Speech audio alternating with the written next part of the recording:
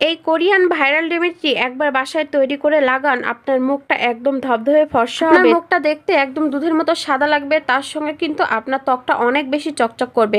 এই ভাইরাল রেমেডিটি বাসায় একবার ট্রাই আজকের পর থেকে কেউ আর কালো থাকবে না। আজকে আমি আপনাদের মাঝে এমন এক ভাইরাল কোরিয়ান রেমেডি নিয়ে চলে এসেছি, এটি আপনি মুখে একবার লাগালে আপনার মুখটা এত বেশি পরিমাণে ধবধবে ফর্সা হবে যে আপনারা নিজেরাই রেজাল্ট দেখে চমকে যাবেন। এই রেমেডিটি বাসায় তৈরি করে একবার মুখে লাগান, আপনার মুখের সমস্ত কালো দাগ দূর হয়ে যাবে এবং আপনার ত্বকটা ভিতর থেকে উজ্জ্বল এবং ফর্সা করবে।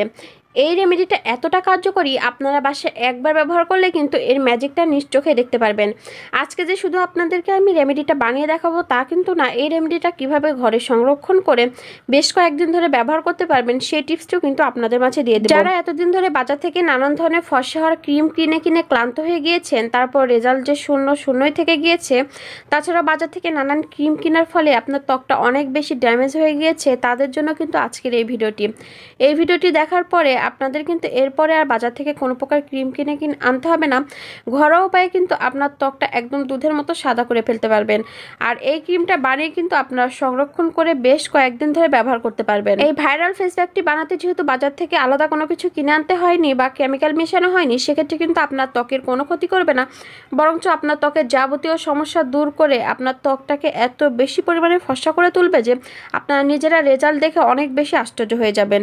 ঘরোয়া উপায়ে যে এত সহজে আর ত্বকের এত ভালো একটা ক্রিম বানিয়ে ফেলা যায়, সেটি কিন্তু আপনারা আজকের এই ভিডিওটি না দেখলে একদমই বুঝতে পারবেন না। যারা ত্বক নিয়ে অনেক বেশি চিন্তায় ছিলেন তাদের জন্য কিন্তু এই ভিডিওটি অনেক উপকারে আসবে। আর তাছাড়াও যাদের ত্বকটা অনেক বেশি সেনসিটিভ, তারাও কিন্তু এই যে রেমেডিটা এটি ব্যবহার করলে তাদের ত্বকের কোনো ক্ষতি হবে না। আজকের পর থেকে কিন্তু আপনাদের ত্বক কালো হওয়া বা ত্বকের যে ড্যামেজ হওয়া নিয়ে আর কোনো চিন্তাই হবে না, বরঞ্চ আপনার ত্বকটা কিভাবে অনেক বেশি উজ্জ্বল এবং ফর্সা করতে পারবেন সেই টিপসটি কিন্তু আজকে আমি ভিডিওতে দেখিয়ে দেবো। তো এই যে ভাইরাল রেমেডিটা আমি আপনাদেরকে এত সময় বললাম, সেই রেমেডিটি বানাতে প্রথমে যে জিনিসটা লাগবে সেটি হচ্ছে চাউল। এখানে দেখতে পাচ্ছেন আমি রান্না করার যে চাউলটা সেটা কিন্তু এখানে দিয়ে নিচ্ছি। আপনারা বাসায় যখন ট্রাই করবেন ভাত রান্না করার যে চাউলটা সেটি কিন্তু দিয়ে দিবেন। জেল আনতে কত কিছুই না ব্যবহার করেন অনেকে, কিন্তু কোনো কিছুতে বিশেষ লাভজনক না হওয়ার ফলে অনেকে কিন্তু হতাশায় ভোগেন। কিন্তু অনেকেই জানেন না যে ঘরোয়া উপায়ে ত্বকের কত বড় বড় সমস্যাগুলো সমাধান করা যায়। চাউল ধোয়ার যে পানিটা আছে সেটি কিন্তু আমাদের ত্বকের জন্য খুবই উপকারী। আমরা যখন ভাত রান্না করি তখন কিন্তু চাউল ধোয়ার যে পানিটা আছে সেটি কিন্তু ফেলে দিই। আমার বিশ্বাস 100 ভাগ মানুষই জানেন না চাউল ধোয়ার যে পানিটা থাকে সেই পানির সঙ্গে কিছুটা পরিমাণে হলুদ মিশিয়ে যদি মুখে লাগানো যায়, সেক্ষেত্রে মুখের যে র্যাশ বা চুলকানি থাকে সেটি কিন্তু দূর হয়ে যায়। তো এখানে আগে থেকে আমরা যে চাউল নিয়েছিলাম সেই চাউলটা যেটা করতে হবে, কিছুটা পরিমাণে পানি দিয়ে কিন্তু ভিজিয়ে রাখতে হবে। আর এভাবে ভিজানো অবস্থায় কিন্তু 1 ঘন্টার মতো রেখে দিবেন, যাতে করে চাউলগুলো নরম হয়ে যায়। কারণ আমরা যে কাজটা করব সেক্ষেত্রে কিন্তু এই চাউলটা নরম রাখতে হবে, চাউল শক্ত থাকলে কিন্তু একদমই হবে না। তো চাউলটা কিছু সময়ের জন্য ভিজিয়ে রাখতে দিয়েছি। এরপরে যেটা করব, এই চাউলটা কিন্তু আমরা একটু ব্লেন্ডারে ব্লেন্ড করে নিব। আপনারা চাইলে কিন্তু শিলনোড়ায় বেটেও নিতে পারেন। তো এখানে কিন্তু আমি ব্লেন্ডারে ব্লেন্ড করে চাউলের যে গুঁড়াটা সেটি কিন্তু বের করে নিয়েছি। আপনাদের বাসায় যদি চাউলের গুঁড়া থাকে সেক্ষেত্রে কিন্তু আপনাদের চাউলটা আর ভিজে রাখার দরকার নেই, সরাসরি চাউলের গুঁড়াটা কিন্তু আপনারা ব্যবহার করতে পারবেন। আর এইখানে আমি যতটুকু পরিমাণ চাউল নিয়েছিলাম সেখান থেকে কিছুটা পরিমাণে গুঁড়া কিন্তু এখানে নিয়েছি। এবারের গুঁড়ার মধ্যে যে জিনিসটা দিয়ে দিতে হবে সেটি কিন্তু আমাদের বাসায় সবসময়ই থাকে, আর সেই জিনিসটা হলো নারকেল তেল। নারকেল তেল কিন্তু আমাদের কম বেশি সবার বাসায়ই থাকে, তবে এইখানে ব্যবহার করতে হবে যে কোনো কোম্পানির সাদা কালারের যে নারকেল তেলটা থাকে সেটা। আপনার বাসায় যে কোনো সাদা কালারের নারকেল তেলটা দিয়ে দিলেই হবে, অথবা এখানে যদি আপনাদের বাসায় খাঁটি নারকেল তেলটা থাকে সেটা দিয়ে দিবেন, অথবা নারকেলের যে দুধটা থাকে সেটি দিয়ে দিলে কিন্তু আরও বেশি উপকার পাবেন। তো এখানে আমি কতটুকু পরিমাণে নারকেল তেল দিয়ে দেবো সেটি কিন্তু আপনাদেরকে দেখিয়ে দেবো। তো এই নারকেল তেল কিন্তু আমাদের ত্বকে যে টান ভাবটা সেটি বজায় রাখতে খুবই সাহায্য করে। নারকেল তেল মুখে লাগানোর ফলে আপনার মুখের যে চামড়াগুলো সেটি এতটাই টান হবে যে আপনার বয়সের ছাপ কিন্তু একদমই বোঝা যাবে না। তো এখানে দেখতে পাচ্ছেন আমি 1 চামচ পরিমাণে কিন্তু নারকেল তেল দিয়ে দিয়েছি। আর নারকেল তেল দেওয়ার পরে আমি আগের থেকে যে চাউলের গুঁড়াটা রেখেছিলাম বাটিতে সেটার সঙ্গে কিন্তু একটু নেড়ে মিশিয়ে নিচ্ছি। এর মধ্যে কিন্তু আরও বেশ কয়েকটি উপাদান আমরা মেশাবো, তাহলেই কিন্তু যে ভাইরাল যে ফেস প্যাকটা সেটি কিন্তু তৈরি হবে। নারকেল তেল যে শুধু কুচকে যাওয়া চামড়াটাকে টান করে তা কিন্তু না, যাদের অনেক বেশি রুক্ষ ত্বক তাদের ত্বকটা কিন্তু অনেক বেশি সফট করে, ত্বকটা এত বেশি নরম হয়ে যায় যে আপনারা নিজেরাই অনেক বেশি অবাক হয়ে যাবেন। নারকেল তেল কিন্তু কিন্তু রূপচর্চার জন্য খুবই উপকারী। এই জন্য কিন্তু আপনারা চাইলে বাসায় একটু খাঁটি নারকেল তেলটা আছে সেটি কিন্তু ব্যবস্থা করে রাখতে পারেন। এরপরে আমি এর মধ্যে যে জিনিসটি দিয়ে দেবো সেটি হলো আলু। আলুর গুণাগুণ সম্পর্কে কম বেশি আমরা অনেকেই জানি, যারা রূপচর্চা করেন তারা কিন্তু অনেকেই জানেন যে আলু ঠিক কতটা গুরুত্বপূর্ণ ত্বকের জন্য। আলুর যে রসটা আছে সেটি কিন্তু যে কোনো ধরনের কালো দাগছোপ দূর করতে অনেক ভালো কাজ করে। দাগছোপ দূর করে কিন্তু ত্বকটা ভেতর থেকে একদমই ফর্সা করে ফেলে। যে কোনো ধরনের কালো দাগ দূর করতে আলুর ভূমিকা কিন্তু অপরিসীম। তো এখানে আমি যে আলুটা নিয়ে নিয়েছিলাম সেই আলুটা গ্রেট করে আলুর যে রসটা আছে সেটি কিন্তু এখানে দিয়ে নিয়েছি। এখানে কিন্তু আমি 2 চামচের মতো আলুর রস দিয়ে নিয়েছি।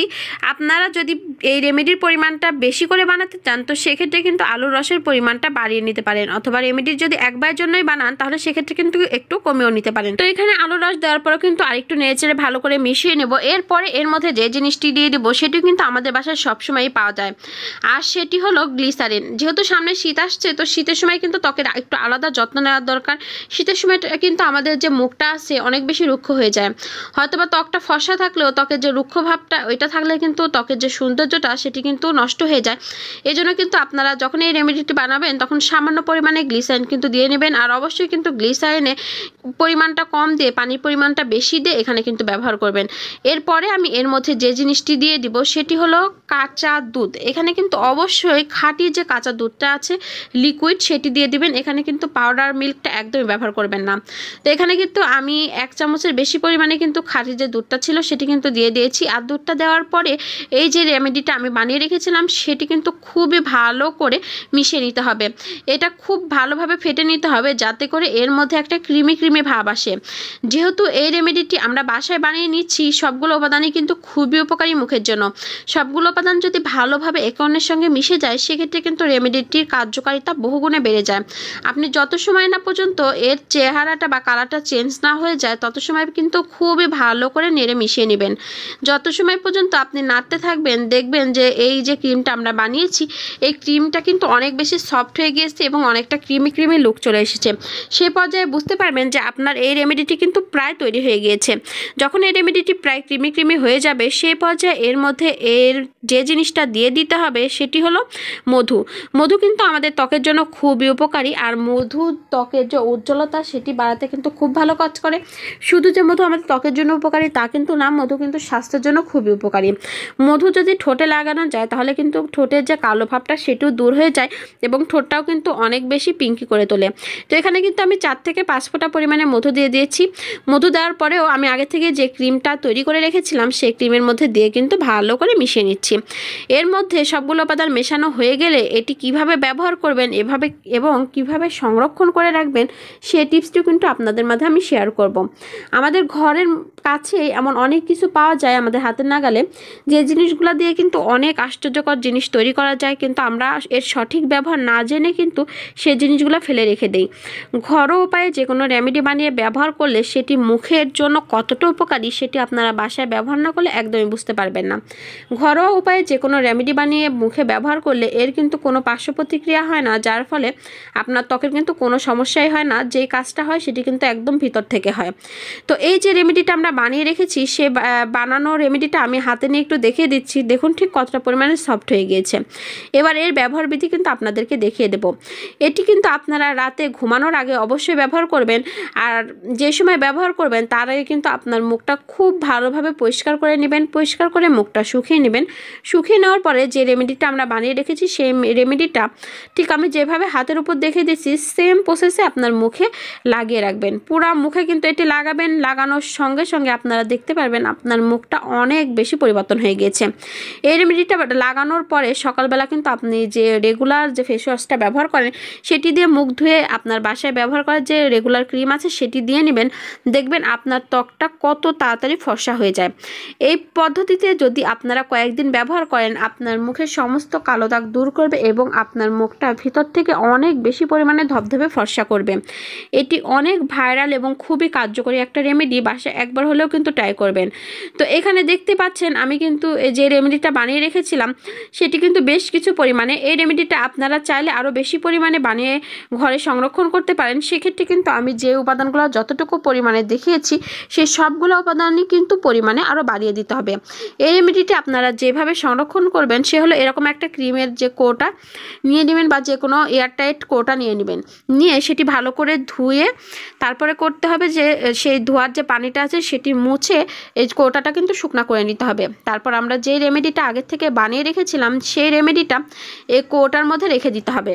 আপনারা চাইলে কিন্তু এভাবে এই রেমেডিটি বানিয়ে আপনারা একবার বানিয়ে বেশ কয়েকবার পর্যন্ত কিন্তু ফ্রিজে রেখে এটি ব্যবহার করতে পারবেন। তবে ফ্রিজে না রাখলে কিন্তু এই রেমেডিটি একদমই ভালো থাকবে না, যেহেতু এখানে আলো ব্যবহার করা হয়েছে। ফ্রিজে রেখে কিন্তু আপনারা এখানে এটা 3 থেকে 4 দিন ব্যবহার করতে পারবেন। অথবা আপনারা যদি ডিপ ফ্রিজে রাখেন তো সেক্ষেত্রে কিন্তু আরও বেশ কিছুদিন ব্যবহার করতে পারেন। তবে ব্যবহার করার আগে বেশ কিছু সময় আগে কিন্তু ফ্রিজ থেকে বের করে রেখে তারপর ব্যবহার করবেন। এইভাবে আপনারা কয়েকদিন রাতে এই ক্রিমটা ব্যবহার করুন, দেখুন আপনার ত্বকের যাবতীয় যে সমস্যাগুলো আছে সেটি দূর করে আপনার ত্বকটা একদম কোরিয়ানদের মতো ফর্সা করে তুলবে। এটি কতটা উপকারী আপনারা বাসায় ব্যবহার না করলে কিন্তু একদমই বিশ্বাস করবেন না। বাসায় একবার হলেও ব্যবহার করুন আর দেখুন আপনার ত্বকের জন্য এটি কতটা উপকার নিয়ে আসে। আপনি একবার ব্যবহার করলেই কিন্তু এর পার্থক্যটা বুঝতে পারবেন এটি ঠিক কতটা উপকারী। আপনার মুখের যে কোনো ধরনের দাগ ছোপ দূর করে ত্বকটা ভিতর থেকে এত বেশি উজ্জ্বল করে ফেলবে, আপনার নিজের চেহারা আয়নাতে যখন আপনি দেখবেন তখন নিজেই কিন্তু অনেক বেশি চমকে উঠবেন। এই ভাইরাল যে রেমেডিটা আপনাদের মাঝে শেয়ার করলাম এটি কিন্তু একবার জন্য হলেও বাসায় ট্রাই করবেন।